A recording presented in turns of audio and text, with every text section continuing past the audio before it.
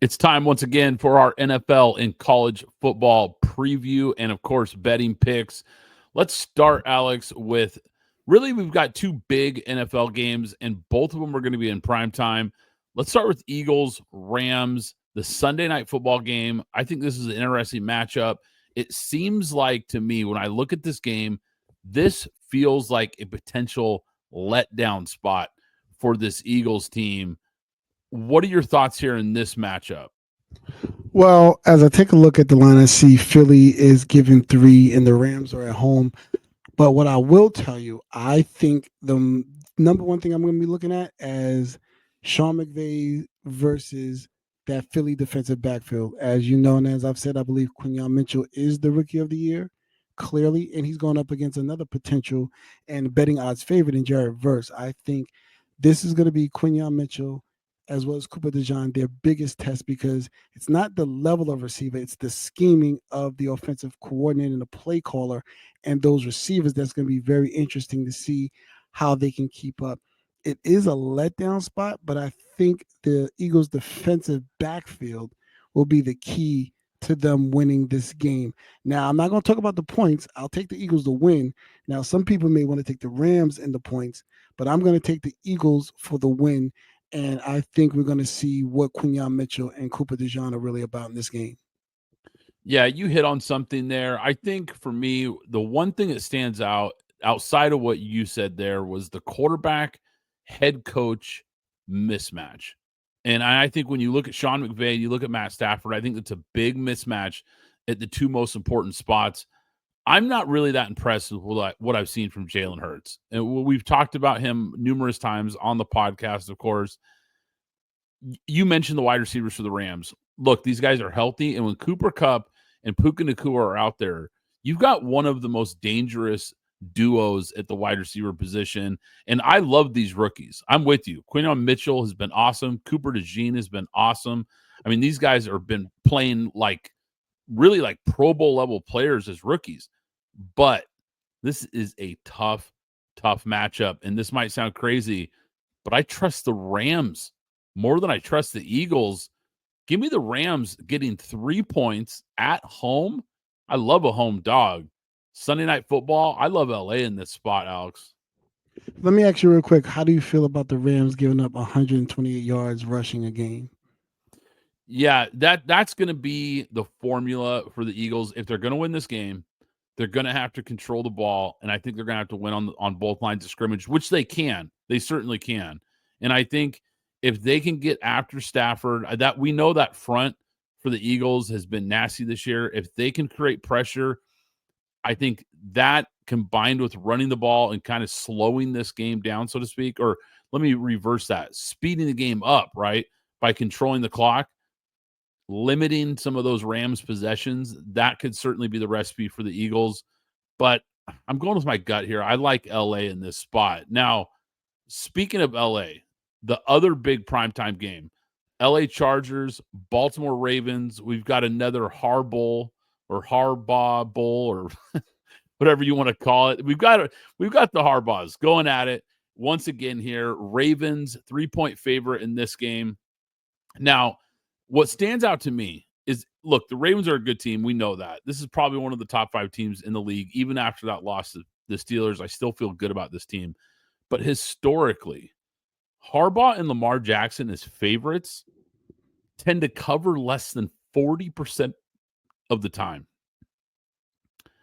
And I think this is a different LA Chargers team, obviously, than what we've seen in the past here. What are you looking for here in this matchup between the two brothers?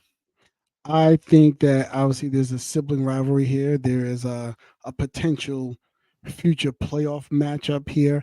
I think they are going to run Derrick Henry down their throat. That is the one part of their defense where, the back end, they've really been able to really stop the, I mean, not be able to stop the pass, but the run, they're giving up about 110, 115.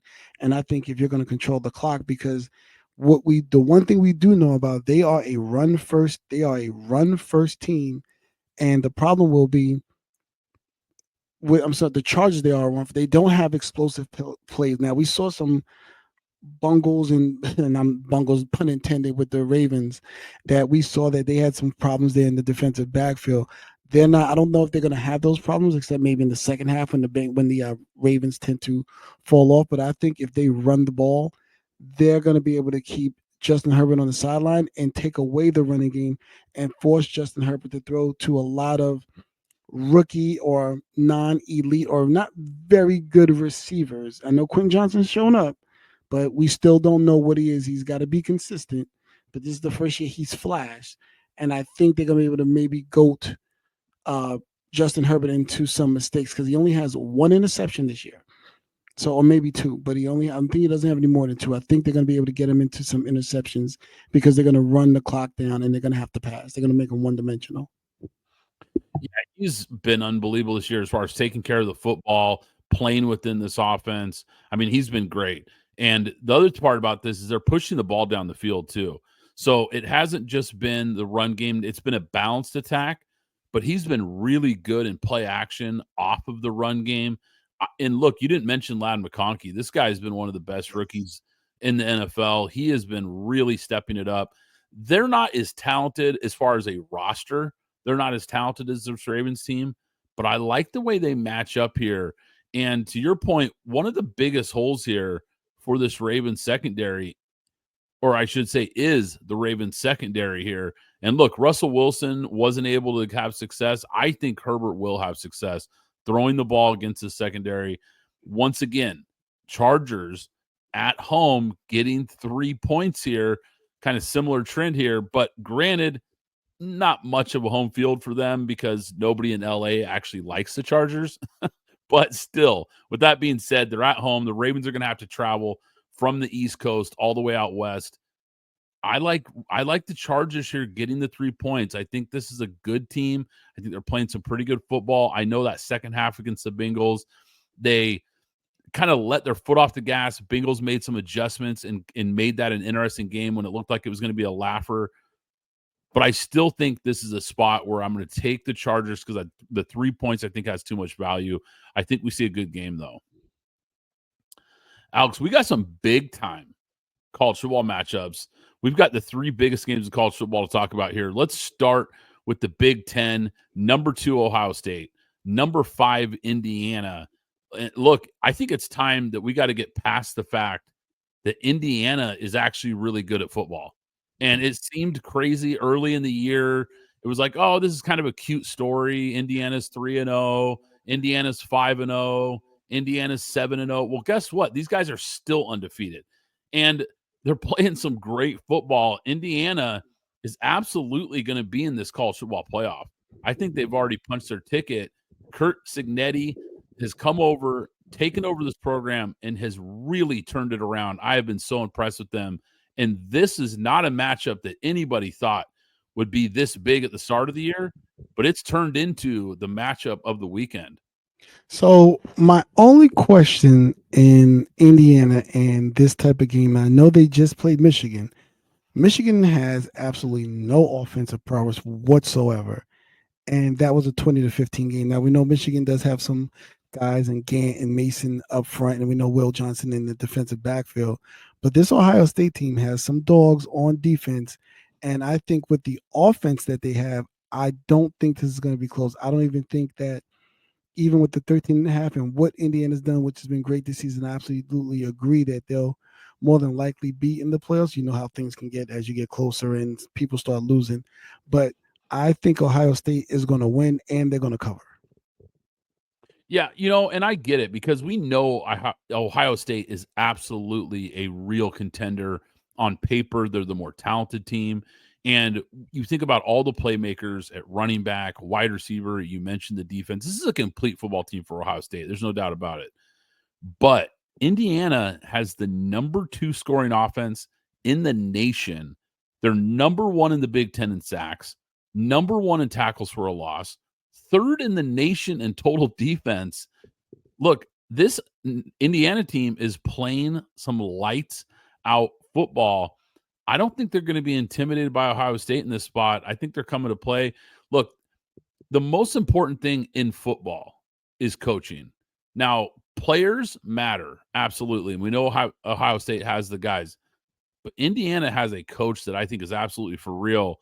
Now, Ohio State also has some key injuries up front, and I think that could be something to watch here because I think Indiana, like I said, number one in the Big Ten in sacks. I think they're going to be able to get pressure on Will Howard. Indiana is getting 13 and a half points here. I'm taking those points, Alex. I'm going with the underdog in this spot. I think they find a way to hang around in this game. I'm not calling for the upset. I think Ohio State's one of the best teams in the country, but I think this Indiana team is going to show people that they belong in this conversation. You know what? I agree. I completely forgot. In the injury up front, if specifically, I think you're talking about the offensive line. The center is out this week, so Yep. there's a potential if you know how to scheme. You can. And we know with most quarterbacks, even if you're a mobile quarterback, getting them off their spot is key when you want to apply a lot of pressure. How about a big matchup in the Big 12, number 14 by BYU, number 21 Arizona State? Both of these teams are absolutely in the running for the Big 12 championship, and the winner of this game, I think, is going to be in the driver's seat for that game. So this is a huge, huge matchup with playoff implications all over it. Arizona comes into this game winning 3 straight games. They're 8-2 overall. BYU coming in off of a loss to Kansas, a one that you picked, by the way. Hats off, Alex, for one of your upset picks. What do you think of this matchup? What are you circling here?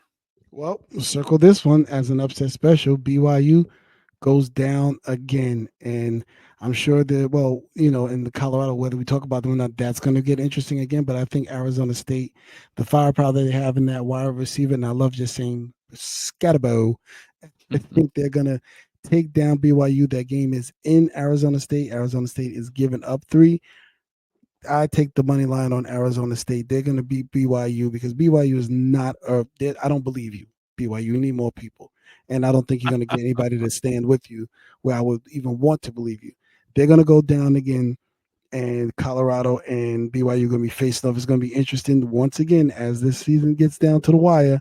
I'm sitting here ready to watch Colorado and into the playoffs. Yeah, absolutely, man. The Big 12 has been wild this year, and this is a huge game. Look, I love what I've seen from Kenny Dillingham taking over the job here at ASU, and I love what he's already built there. Now, he was the former offensive coordinator at Oregon. We saw the turnaround that he helped with Bo Nix in that offense. This guy is only 34 years old. He's one of the youngest coaches in college football, and he's already making a big impact. I like their freshman quarterback, Sam Levitt. I talked about him on a podcast episode a while back. I just like this kid's moxie. 17 touchdowns, only 4 picks. He's a true freshman, so he's gonna continue to get better. But I like what I've seen from him. And to your point, running back Cameron Scatabo. This guy, if you guys haven't watched ASU this year, this guy is a beast, man. He is fun to watch. I like Arizona State here too, Alex. -3. I'll lay the points and feel comfortable about it. This team is hot. BYU coming off that loss to Kansas. And look, quite frankly, they should have lost to Utah the week before if it wasn't for some terrible officiating. So I don't like the trend where BYU is kind of coming in, not playing their best ball. And I feel like ASU is coming in, maybe playing their best ball and clicking down the stretch here. So I'm with you. Give me the Sun Devils here.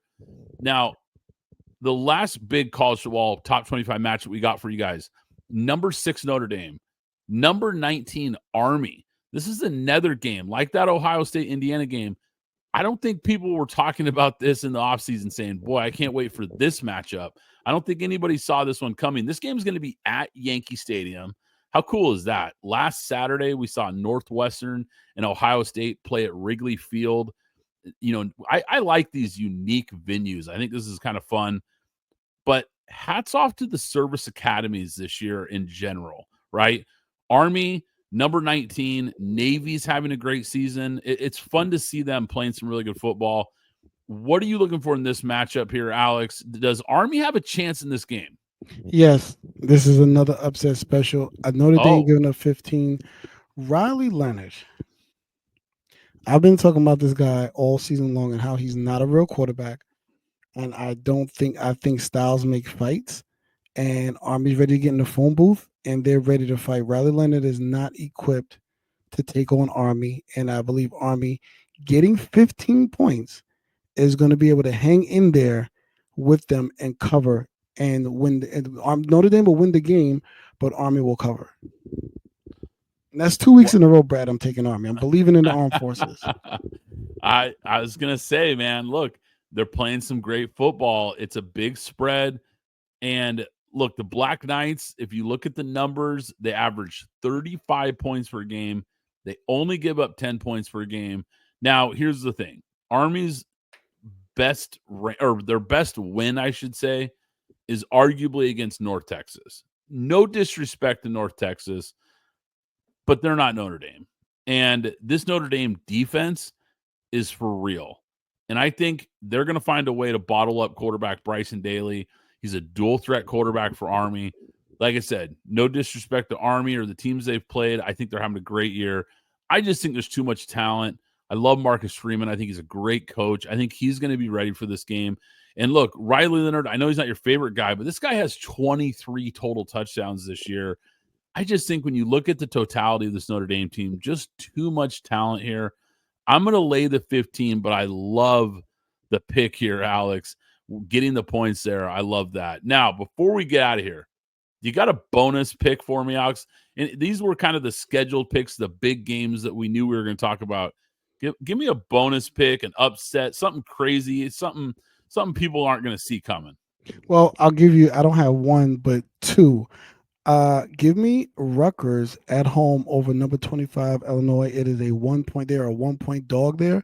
I'll take Rutgers. I love the coach, so I think they're going to be able to. He's going to outcoach them, and they're coming to Rutgers. This is a big time game for them, especially in Jersey, where there are some recruits out in that Jersey area to keep them at home. And then also give me give me Auburn over Texas A&M, 2.5 point dog. Auburn is at home. I think they're going to take Texas A&M down to the wire. And actually, I have a third that I just thought about because I just remembered.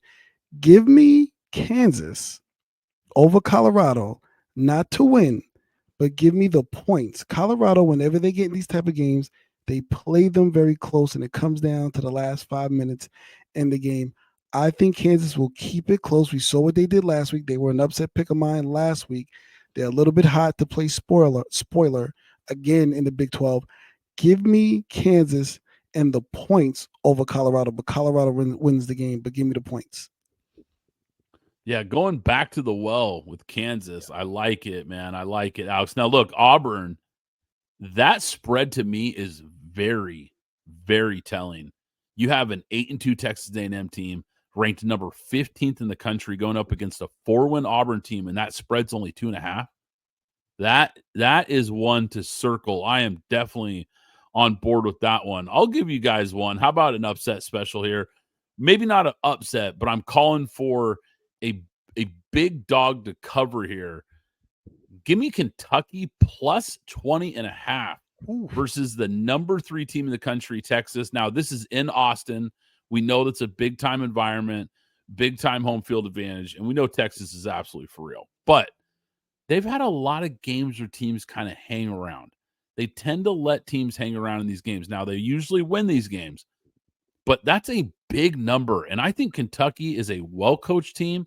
I think they're not going to be intimidated by Texas. And I think they could find a way to make this a 14-point game. You know, maybe it's a 17-point game. It's going to be a comfortable win for Texas, but 20.5, too much value. Hey, Brad, let me give you one more NFL one.